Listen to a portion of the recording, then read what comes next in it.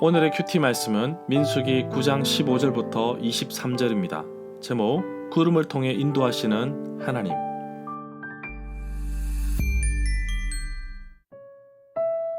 먼저 앞뒤 문맥을 살펴보겠습니다.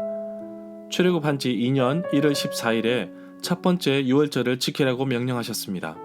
그러나 부정한 경우에는 유월절을 지킬 수가 없었습니다. 유월절은 여호와께서 이스라엘 백성들을 애굽에서 구원하신 놀라운 사건을 기념하는 절기입니다. 그래서 반드시 지켜야 하는 절기이지만 부정하게 되어 지키지 못하면 백성 가운데서 끊어질 것이라고 경고하셨기에 어떻게든 지키고자 하였습니다.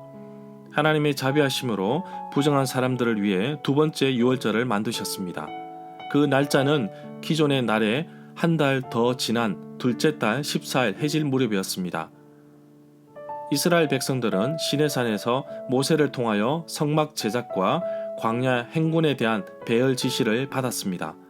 그러나 실제로 이들이 가나안 땅으로 진군하기 위해 지나는 곳은 뜨거운 광야입니다. 이들을 어떻게 인도하시는지 하나님의 손길을 볼 수 있었습니다. 바로 구름인데 밤에는 불처럼 보이기도 하였는데 이스라엘 백성들을 인도하는 역할을 하게 됩니다. 문단을 나눠보겠습니다. 15절부터 23절은 성막 위에 있는 구름. 15절에 보면 성막을 세우던 날에 구름이 성막 곧 정거의 성막, 정거궤가 보관된 성막을 덮었습니다. 저녁이 되면 성막 위에 구름이 불처럼 보였습니다. 저녁부터 새벽, 아침까지 그렇게 계속되었습니다. 성막을 세우던 날 출애굽 2년째 해 첫째 달 초하루일입니다. 시내산을 떠나 광야로 행군을 해야 하는 가운데 나타난 구름, 저녁에는 불 모양 구름은 하나님께서 이스라엘 백성들과 함께 하시며 백성들은 약속의 땅을 믿음으로 밟을 수 있다는 희망을 갖게 되었습니다. 16절에 보면 구름 기둥과 불 기둥이 아니라 구름 기둥이면서 밤에는 불처럼 보인 것입니다. 서로 다른 두 기둥이 아니라 한 기둥인데 서로 다르게 보인 것입니다. 17절에 보면 구름이 성막 위로 거쳐 올라가면 이스라엘 자손이 그것을 보고 난 다음에 행진을 하였고 구름이 내려와 머물면 이스라엘 자손은 바로 그 자리에 진을 쳤습니다. 출애굽 둘째 해 둘째 달 20날에 구름이 정거의 성막에서 떠올랐습니다. 광야의 길을 안내하는 구름에 대한 내용은 출애굽기 40장 34절부터 38절에 나옵니다. 20절에 보면 광야에서 며칠 만에 진을 치고 정리하기가 쉽지 않았을 것입니다. 성막을 설치하고 정리해서 움직이는 것도 여간 쉬운 일은 아니었을 것으로 봅니다.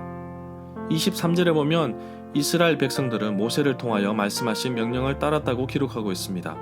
그러나 행진하면서 일어나는 불평과 어려움 때문에 이들 속에 있는 감격과 감사는 사라지고 지도자 모세를 원망하고 급기야 애굽에서 구원하신 여호와 하나님께 불평을 쏟아내는 것을 볼 수 있었습니다.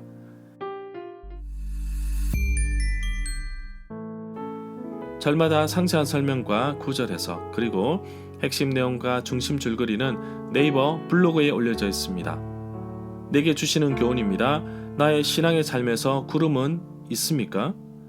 인생의 방향을 설정해주고 이끌어주는 구름이 있습니까? 여호와 하나님께서 나의 삶을 이끌고 계시는지요? 때로는 내 생각이 옳고 분명해서 하고자 하는 것도 있지만 내 생각보다 앞서신 하나님께서 다른 길로 다른 방법으로 이끄시기도 합니다. 그럴 때 기쁜 마음으로 순종하시는지요? 저는 요즘 운전할 때 실시간 내비게이션을 따라갑니다. 머릿속에 잘 아는 길이 있다고 할지라도 실시간 교통 상황을 반영하는 내비게이션을 따라갈 수는 없습니다. 마찬가지로 내 생각보다 앞서시고 나의 삶을 인도하시는 하나님께 나의 삶을 맡기는 것이 가장 지혜로운 방법일 것입니다. 오늘도 나의 인생의 구름이 되어 나를 친히 이끄시는 하나님을 찬양하는 하루가 되기를 간절히 소망합니다.